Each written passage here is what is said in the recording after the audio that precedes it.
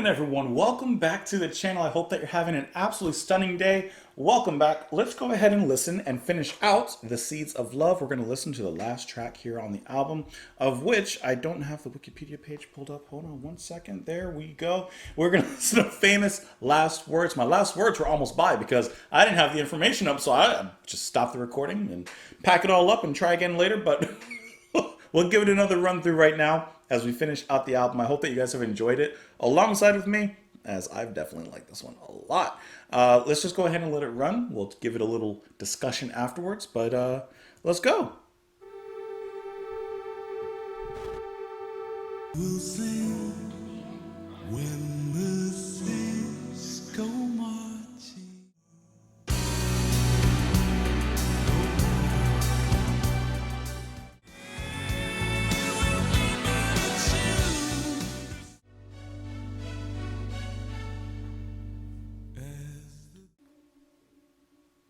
You ask me, hey, show me a song, show me a track that is a textbook closer to an album.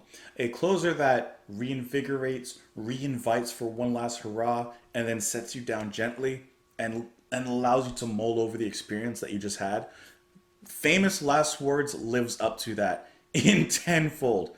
It starts off somber, very atmospheric, then the singing comes in so sultry, so down low in the lights. You get some trumpet by John Hassel. As soon as I heard that tone, I knew it was him. He has a very distinctive tone, slightly blowing in the winds. Then there's this palpable tension in the air, and before you know it, they get back into their rich, texture-filled moments of light that, of course, we've explored throughout this whole album. But there's a little something different about it. Yeah, it's still bright. It's extremely vivid, just as much as the album cover. It's so colorful, but there's like this still that little somber note that they carry in the music. There's a certain kind of weightiness to it, and then before you know it, it only goes on for what, a minute, maybe that part, maybe a little bit more, and then we're right back down into the faded lights and the last moments. Those famous last words, perhaps signifying, of course, famous last words, death, and the way that the last words are spoken with just such, once again, weightiness. The last words there, and we will carry war no more. Obviously, I have to look into the lyrics a little bit more, but just those lines signify maybe a loss of life due to wars. And that little last sustained note is such a great part of the closer. It just lets you sit in your chair after experiencing this track, this album, and allows you the time to meditate on what you've heard, to think about what the band is saying, and to just really allow those gears to turn. They did a fantastic job in this closer. They really captured every emotion. They made it, like I said, sad and somber, kind of ominous, brought it back up into those bright lights and reinvigorated and re-energized, and then brought it back down with a sort of crushing reality or a crushing conclusion in the sound. That was absolutely fantastic. I think that was a perfect ending to this album. Like, how else? In my mind, doing this as a first listen, I'm like, how can they end this album? Maybe they'll end it in some big jam. Maybe they'll end it in an atmospheric closer. And you got it all. I don't think you could be disappointed listening to that. Let's get into the lyrics here on this one. So it begins with, let's take another 5 minutes. And you hear some kind of ambient sounds in the back. It sounds like, I don't know, items being moved around or such. So what are these 5 minutes for? After the wash, before the fire, I will decay, melt in your arms. As the day hits the night, we will sit by candlelight. We will laugh, we will sing when the saints go marching in.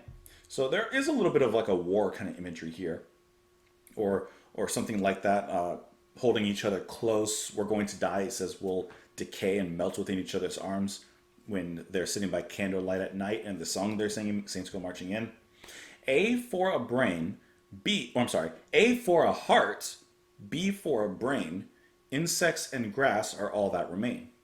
Well, I don't know about the first two lines, but the last two, insects and grass, are all that remain because mankind is perhaps gone.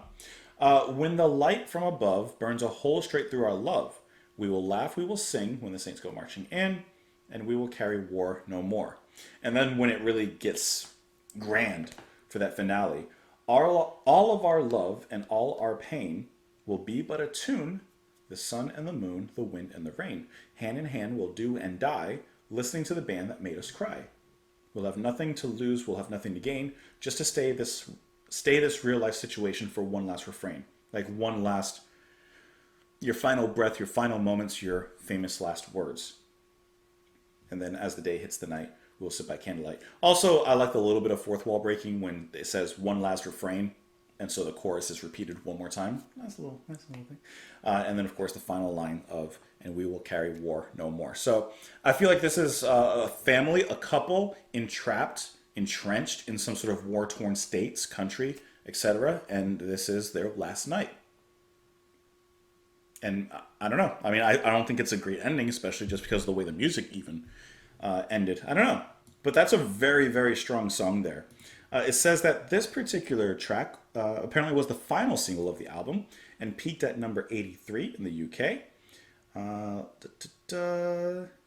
And I guess in their live performances, the band would often segue from this track into a rendition of When the Saints Go Marching In. So there you go. Excellent album. Fantastic track. Really perfect way to close the album. I hope that you guys enjoyed listening to it with me. Thank you as always for being here. Let me know your thoughts in the comments. You can follow me on Twitter, Patreon. That's it. Enjoy the rest of your day, guys. Thank you so much for listening alongside of me, and I will see you all later. Bye.